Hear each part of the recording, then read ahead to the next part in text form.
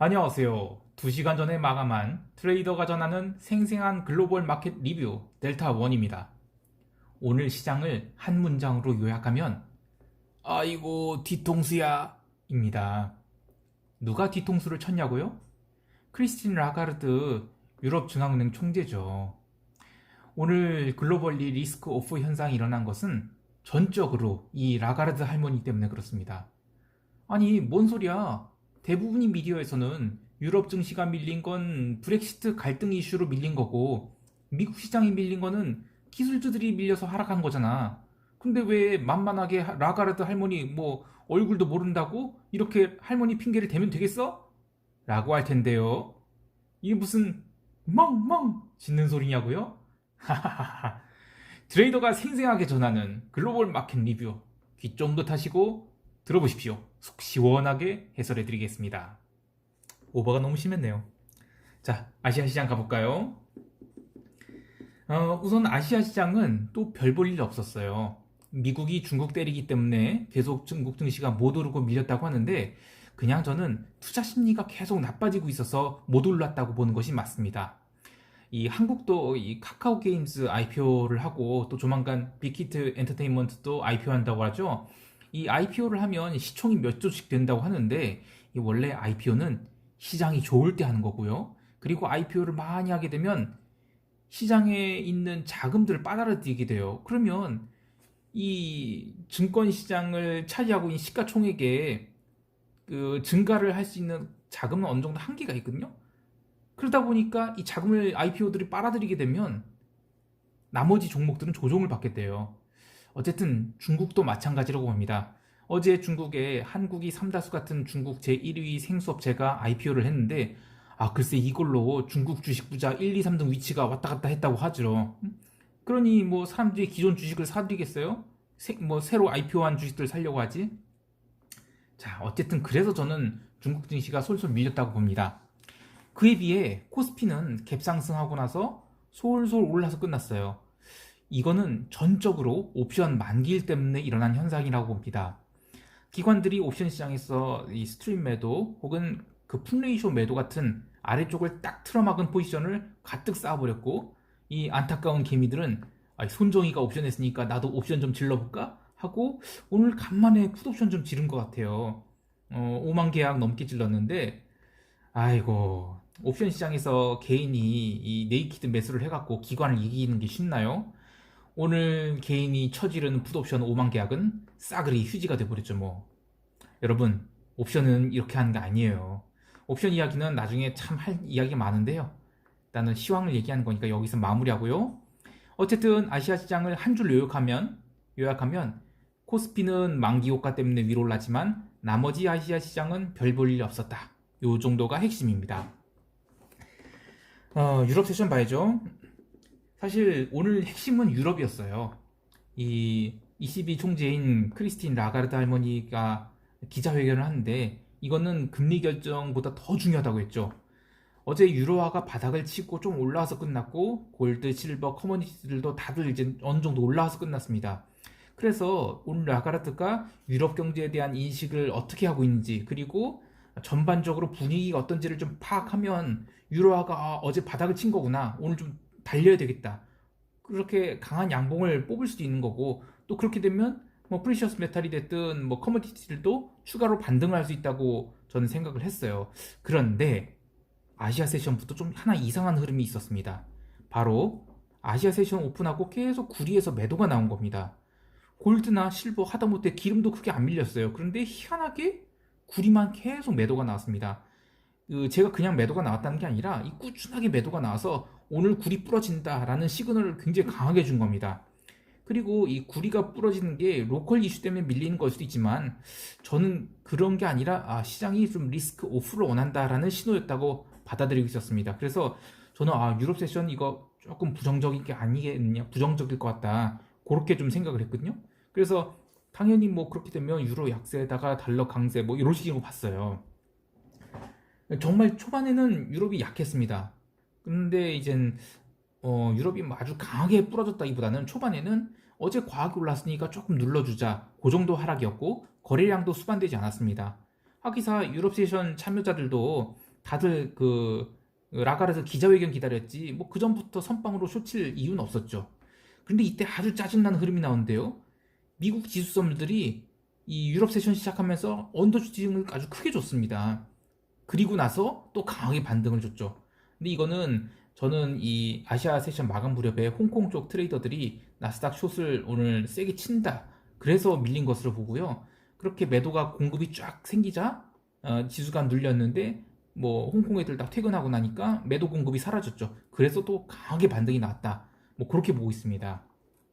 어쨌든 금리 결정은 유럽 세션 점심시간 이후에 발표가 됐는데 뭐 매번 하는 대로 금리는 동결을 했고 PPP 그러니까 팬데믹 자산 매입 프로그램 이거 그대로 할 거야. 뭐 그런 뻔한 얘기였습니다. 그러니까 당연히 시장은 별 반응이 없었죠. 그리고 이 제가 그거는 신경 쓰지 말고 그 뒤에 있는 기자회견 그거 좀 신경 쓰라고 했었죠.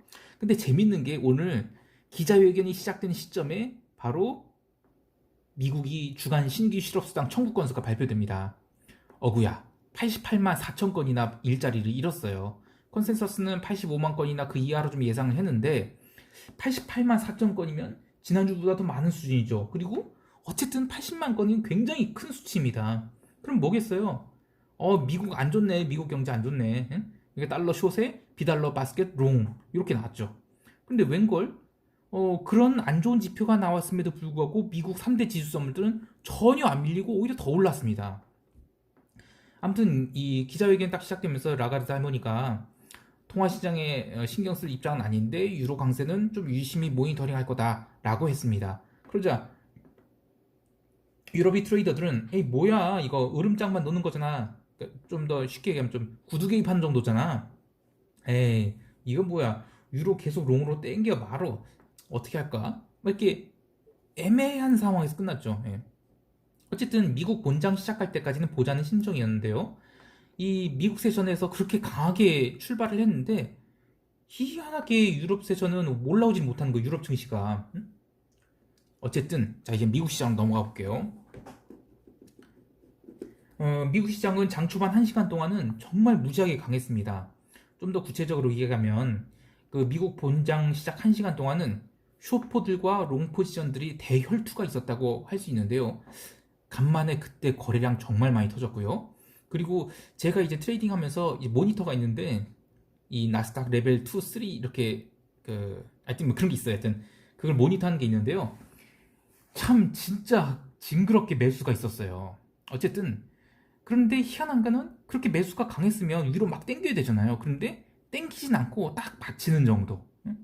그리고 그때만 해도 테슬라 플러스 5%에다가 뭐 아주 훈훈했어요. 그런데 그렇게 강세로 가면 유럽도 좀 올라와야 되는데 유럽 시장은 어떻게 증시가 미국 본장 시작하고 나서 도로 아래로 밀리기 시작하는 겁니다. 그러자 이제 미국 세션 트레이더들도 뭐야 이거 리스크 오프 해야 되나 고민을 슬슬 시작했죠. 그래서 이제 본장 오픈 딱 1시간 지나자마자 매도세가 매수세를 살짝 이기면서 지수가 똑 하고 부러집니다. 근데 뭐 엄청나게 부러진 건 아니에요. 그냥 눌리는 정도였죠. 그리고 또 미친 매수세가 좀 밀린 거를 싹 또 받아서 올려옵니다.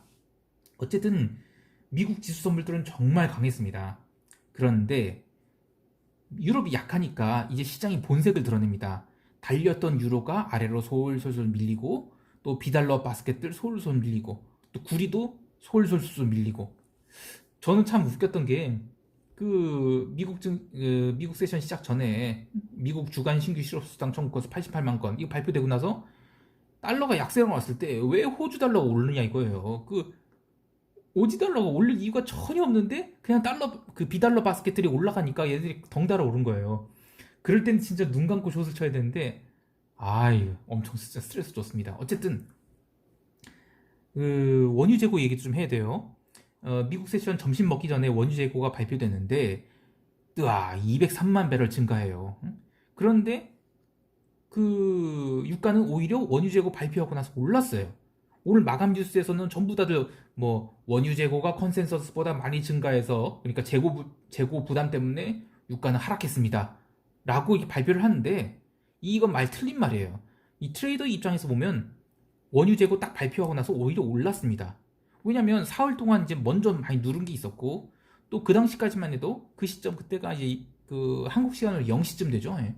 그때만 해도 미국 지수 선물에 매도세가 있었지만 그래도 워낙 매수세가 강했어요. 그래서 그때까지만 해도 유가는 그래 위험 자산이긴 한데 재고 많이 나왔긴 했지만 이미 다 반영된 거고 하니까 올라야 되겠다 라고 해서 잠깐 올랐습니다. 그리고 나서 시간이 점점 지났는데 미국 시장 계속 밀리기 시작하고 유럽 시장 완전히 처박히고 그래서 다시 유가가 밀린 겁니다. 그래서 여기서 좀 힌트를 얻을 수 있는 거는 자, 이 원유 재고 발표가 이렇게 나왔는데 그때 기준점이 37.5달러라는 겁니다. 그래서 시장은 원유 재고 증가에 대해서 어느 정도 받아들일 준비가 돼 있고 리스크 온이 좀 상황이 좀 좋아진다 그러면 시장은 37.5달러까지는 충분히 반등할 수 있다. 이렇게 기록을 해두시면 앞으로 이 유가 목표를 잡는데 트레이딩에 도움이 될 거예요. 자, 어쨌든 다시 돌아와서 그렇게 치열하게 싸우던 미국 시장이 매수와 매도세는 유럽 시장이 마감으로 갈수록 밀리면서 매도가 이겼다고 했습니다. 그래서 테크 주식들 롱 무너지고 그리고 올드 이코노미 주식도 무너졌어요. 여기서 뭔가 느낀 바가 있지 않나요? 네, 바로 종목 로테이션 매수가 일어나지 않았다는 겁니다. 시장이 바로 악재에 반응을 하기 시작했다는 거죠. 그동안은 주간 신규 실업수당 청구 건수 80만 건 넘게 나오는데도 괜찮아 하면서 뭐 코로나가 심할 때는 뉴 이코노미 주식이 오르고 또 코로나 가라앉고 백신 개발된다 소리 나오면 또 괜찮아 하면서 올드 이코노미 주식 반등하고 그런 로테이션 매수가 있었는데요. 제가 계속 그랬죠. 한 주에 80만 명씩 일자리를 잃는 상황이 이게 제정신인 상황이 아니라고요. 응? 자, 그래서 시장이 이제 슬슬 정신을 차리기 시작한 것 같아요. 오늘 미국이 올드 이코노미, 뉴 이코노미 모두 다 아래로 쳐박았습니다. 거진 종가 저가로 끝났는데 이렇게 되면 뭐 이번 주 내일 하루밖에 안 남았죠? 웬만해서는 다시 61선들 구경하러 가지 않겠느냐 그렇게 보고 있습니다. 자, 이제 시장 간단하게 총평해 볼게요. 악재 시장이 좀 민감해진 상황입니다. 이런 거는 분산 국면이 계속 이어진다는 거고요. 분산 국면은 메이저들이 계속 매도를 하는 거예요. 기존 포지션들을 이익 실현하는 거죠. 그래서 어느 날은 세게 이익 실현하고 어느 날은 좀 쉬면 그런 식으로 일봉상 양음이 막 교차돼요. 그러나 결국 시간이 지나면 줄줄줄줄 흘러내린다는 의미죠. 그래서 롱을 잡는다면 먹튀 전략을 해라. 그렇게 보고 있습니다. 자, 이제 한 주를 마감하는 금요일이 눈앞에 다가왔는데요. 아침에 일어나서 이거 왜 미국 시장 밀렸지? 너무 걱정하지 마시고요. 61선 이제 거의 다 왔거든요. 자, 좀 리스크 관리 잘 하시고요. 오늘 하루도 성공 투자하시기 바랍니다. 이상 델타원이었습니다. 감사합니다. 쉐린, 투자자분들에게 한마디 해봐. 힘내십시오! 화이팅!